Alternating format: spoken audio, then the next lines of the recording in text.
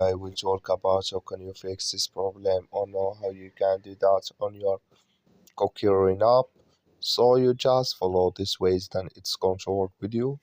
Just click on settings here. So then it's going to take you to this list. It's going to show for you like this. Then you go down, just keep going down, click here on apps. Come to apps list and here you're looking for CookieRun app. Just click on search. Then here add CookieRun. It's going to show for you like this. Click on it. Then it's going to take you to this list. Click on for stop. Click on OK. Then you go down. Just click on storage. Come to storage list here. Just click on clear cache. So then you go to your Play Store. Just click here on Play Store.